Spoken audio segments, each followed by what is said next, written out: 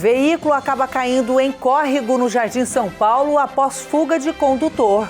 Segundo informações, o suspeito abandonou o carro no local. Rio Claro registra mais 2 novos casos de dengue. Período com chuvas e calor é de alerta. Prefeitura de Rio Claro demite professora acusada de agressões contra alunos da Escola Municipal Dr. Djalma Camargo Outeiro Pinto. Rio Claro Basquete vem de sequência positiva e carimba a 4ª vitória consecutiva. E hoje é quarta-feira de cinzas, quando se inicia a quaresma para a Igreja Católica. Hoje é quarta-feira, 18 de fevereiro, e esses são os destaques do Rio Claro Notícias, que já está começando.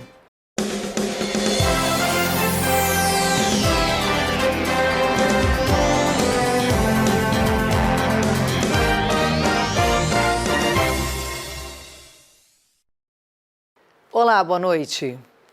Nós começamos falando do setor de segurança, uma ocorrência que mobilizou a Polícia Militar hoje pela manhã e terminou na Avenida 10, no bairro Jardim São Paulo. Segundo informações preliminares ali no local, esse veículo acabou caindo neste córrego que corta a avenida. O motorista, que estaria em alta velocidade, teria fugido das equipes da Polícia Militar que faziam o patrulhamento e o seguiram ali até este local. O condutor chegou a abandonar o carro e o Águia foi acionado para ajudar nas buscas. Durante a ocorrência, ainda de acordo com a nossa equipe que esteve no local, policiais militares que entraram na mata acabaram aí tendo picadas de abelhas. Segundo as informações, 3 deles foram picados por abelhas. Um desses policiais precisou ser socorrido pelo SAMU, como você viu aí na imagem, e levado para o hospital. O Corpo de Bombeiros também compareceu para avaliar a situação. O guincho foi acionado para a retirada do veículo. Vamos continuar acompanhando para trazer as atualizações desta ocorrência. E a Prefeitura de Rio Claro demitiu uma professora acusada de agressões contra alunos da Escola Municipal Dr. Djalma Camargo Outeiro Pinto, no Alto do Santana. A medida foi adotada após processo administrativo.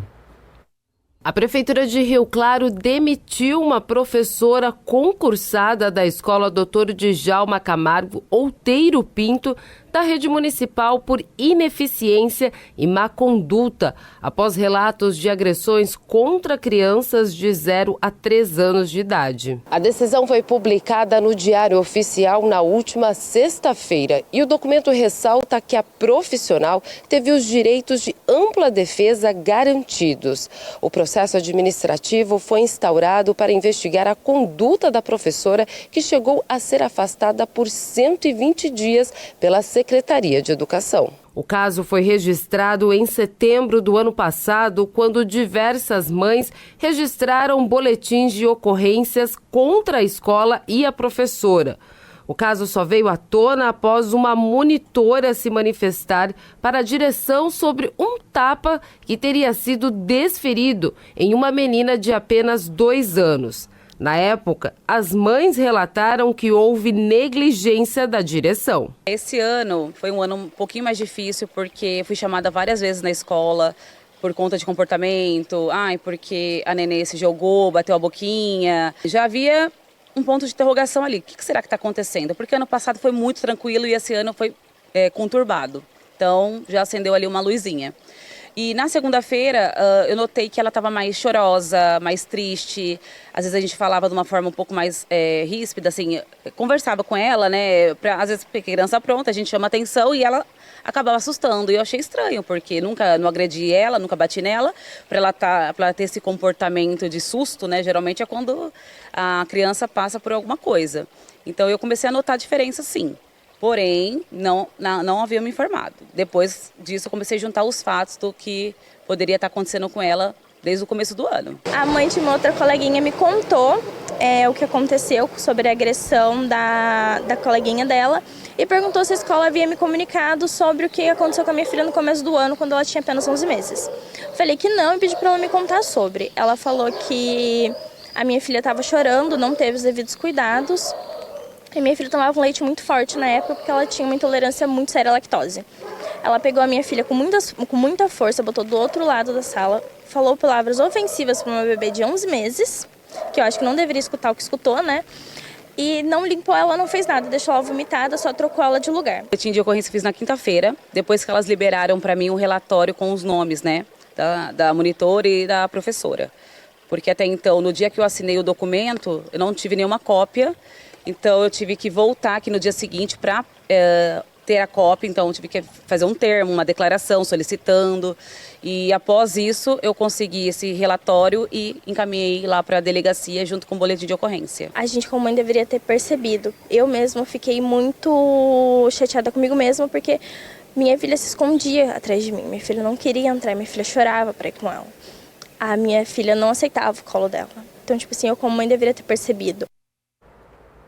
É bem triste mesmo para essas famílias. Como você viu aí, as declarações das mães foram em setembro do ano passado, quando também começou, né, esse processo administrativo, e a decisão foi publicada então no Diário Oficial de sexta-feira aqui de Rio Claro.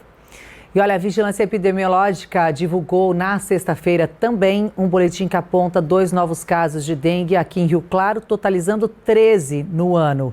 Os bairros Cidade Jardim e Vila Olinda têm 2 casos cada, e também foram confirmados casos na Vila Alemã, Arco-Íris, Centro, Chácara Bom Retiro, Jardim Guanabara, Mãe Preta, Parque Residencial, Santa Elisa e Parque São Jorge. Para orientar a população e vistoriar casas e pontos estratégicos, equipes da Fundação Municipal de Saúde de Rio Claro percorrem bairros da cidade.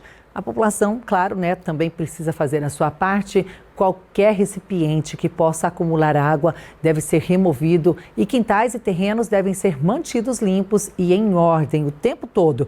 Apesar da vacina, né, já estar disponível para alguns públicos, a nossa ação no dia a dia é que faz a diferença, é a melhor forma de prevenção aí, que é eliminar os criadouros do mosquito.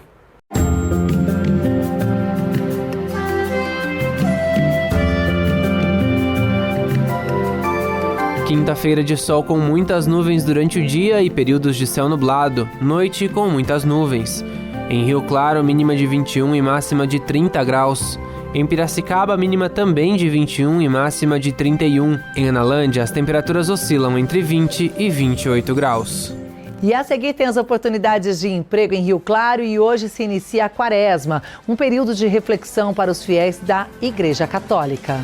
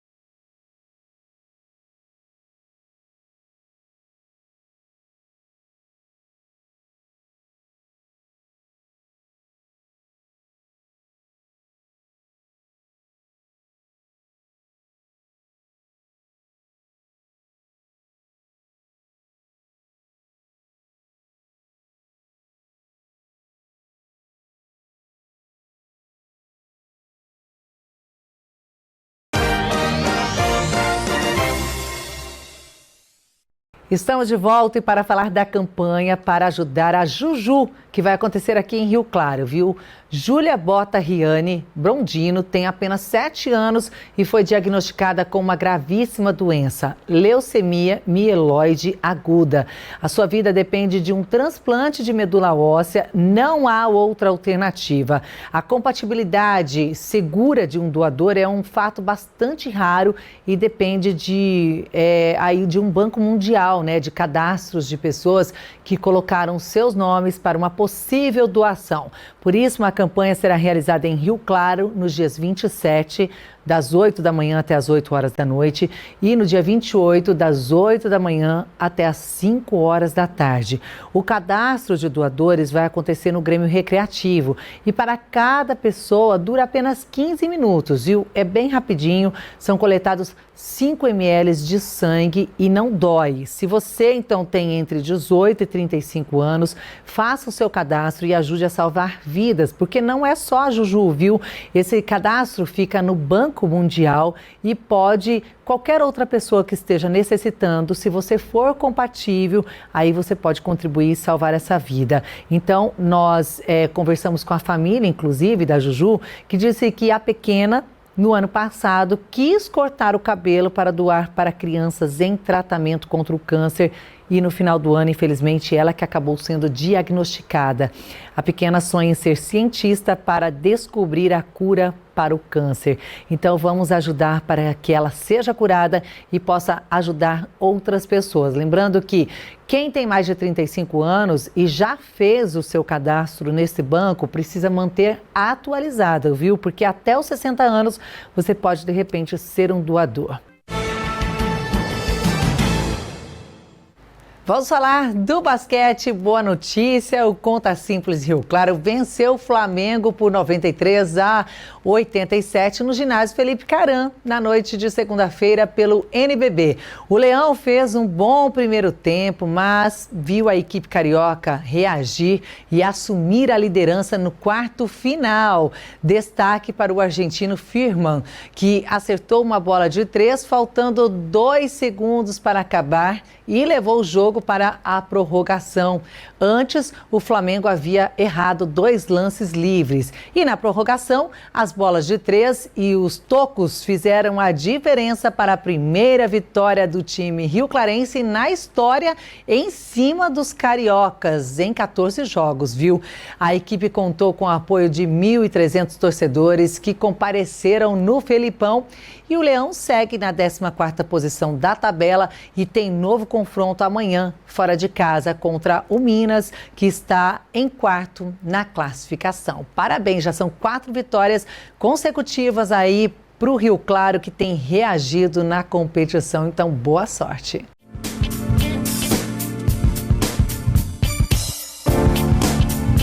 Vagas de emprego hoje em Rio Claro para auxiliar de produção industrial, ajustador de bancada, comprador, líder operacional, ajudante de obras, promotor de vendas, gerente de loja, pedreiro, vendedor interno e analista contábil pleno. Os interessados devem procurar o Conecta na Rua 3, número 1636, no centro, ou acessar o portal da empregabilidade. E falando agora de evangelização e de fé, a matriz de São João Batista, no centro de Rio Claro, comemora os 100 anos de sua dedicação. A nossa equipe foi até a igreja e traz na reportagem a relevância das relíquias que são preservadas no local. Essas são relíquias de santos que atravessaram séculos de história e completam 100 anos na Igreja Matriz de Rio Claro. Guardadas com cuidado e devoção, esses pequenos ossos de santos são considerados sagrados pela Igreja Católica e carregam uma importância inestimável. A importância desses relicários, dessa parte do corpo desses santos, a nossa região, a nossa cidade de Rio Claro, enfatiza a formação e a responsabilidade que todo cristão tem de levar adiante todo o projeto salvífico de Deus para a humanidade, através do amor, da fraternidade, da verdade, da vida. Aqui estão os ossos de Santo Ambrósio, Santa Felicidade, Santo Emídio e Santo Simplício. e foram trazidos por um dos monsenhores que atuaram na igreja de São João Batista. Eles foram retirados desta urna no pé do altar e depositados em relicários para serem expostos durante as missas. E o único que estava devidamente nomeado através de documentos era o de Santo Ambrósio. Nascido no ano de 340 na Alemanha, ele foi bispo de Milão e um grande teólogo do século IV. E Santo Ambrósio é um grande doutor da igreja, um teólogo da igreja, que inclusive foi ele quem colaborou na conversão de Santo Agostinho. Santo Agostinho o conheceu e, através da sua fé, através do seu conhecimento, da sua espiritualidade, ele converteu Santo Agostinho, que se tornou também um grande teólogo. Segundo a Igreja Católica, as relíquias têm um papel fundamental na evangelização, pois aproximam os fiéis da história dos santos e ajudam a manter viva a memória ao longo do tempo e reforça a importância espiritual e histórica da Igreja. Todo altar ele é consagrado a um santo, né? Todo altar. E muitas vezes se traz uma relíquia de um santo de devoção daquele monsenhor, daquele bispo ou daquele padre. Então tem uma devoção. Então busca-se aquela devoção, os restos mortais do que se tem. Assim veio essa relíquia, porque Dom Barreto, que foi um dos pioneiros desta igreja, né, ele tinha essa devoção. Assim chegou estas relíquias à nossa cidade de Rio Claro, que acima de tudo foi uma das pioneiras dos bandeirantes aqui, né, como dos primeiros nomes da cidade de Rio Claro, da Rio Claro de São João Batista. Mas existem outros que ainda não foram identificados e que estão em fase de pesquisa. Os documentos mais antigos, que não são os que estão aqui, né, nós temos todo ele arquivado no Santuário da Boa Morte, no lugar reservado, lacrado, bem armazenado, e lá quando nós vamos fazer as pesquisas, temos que ter todo o cuidado com máscara, com luvas, com pinça. Então tem todo o seu cuidado, o seu zelo, porque são documentos muito antigos. Nós temos que buscar, além daquilo que nós temos, a história que antecedeu, né, com a chegada dessas relíquias, de onde vieram e como vieram, de que forma vieram. Nós precisamos de mais elementos para levantarmos a história por completo. A Igreja Católica é quarta-feira de cinzas, que marca o início da quaresma na tradição cristã, ocorrendo 40 dias antes da Páscoa e logo após o Carnaval. O período que começa hoje segue até a Quinta-feira Santa. É um tempo litúrgico dedicado à preparação espiritual através de reflexão, oração, jejum e caridade, imitando os 40 dias que Jesus passou no deserto. Representa um tempo de penitência, conversão e renovação da fé, buscando transformação interior. Então, todos os fiéis são convocados para este momento, então, da Igreja Católica. E a data de hoje também marca o início da campanha da fraternidade, que chama a atenção para dados alarmantes da realidade habitacional brasileira. 6.200.000 famílias não têm moradia adequada e cerca de 328 mil pessoas vivem em situação de rua.